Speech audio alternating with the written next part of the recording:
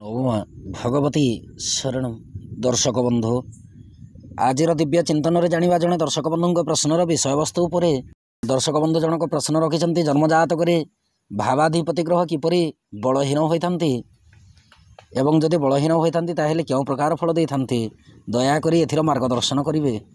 दर्शक बंधु ज्योतिष शास्त्र कहे नीचस्तो रिपुगृहेस्तम खेट भाव विनाशक मूल स्वतंग मित्रस्थो भाव वृद्धि करो भवेत।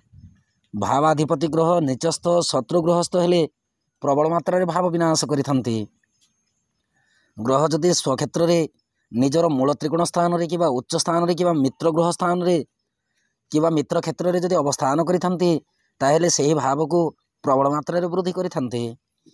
जेउ भावर अधिपति माने षष्ठ अष्टम वा द्वादश रे थिबे एवं पुणे अष्टम षष्ठ द्वादशर अधिपति माने जो भाव रही से भाव मान से ग्रह प्रबल मात्रा विनाश करती। किंतु यही माने जदि शुभ ग्रह मान दृष्टि थे तेरे भावर क्षति करें ना। से ग्रह मान दशा महादशा काल हुए तो प्रबल मात्रा शुभफल मिल न पारे अशुभ फल प्राप्ति हो न थाए।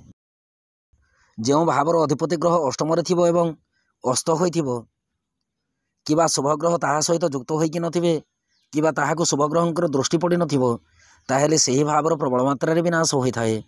दर्शक बंधु चतुर्थ सूत्र जो भावर स्वामी जो ग्रहर गृहरे रही सेही ग्रह जदि षष्ठ अष्टम व द्वादश रे थिबे तेबे सेही भावर विनाश घटी थाए।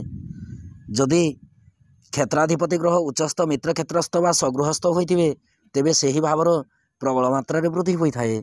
ये थिला जने दर्शक बंधुଙ୍କ प्रश्न। एवं अनुमति दियंतु। नौमा भगवती शरण।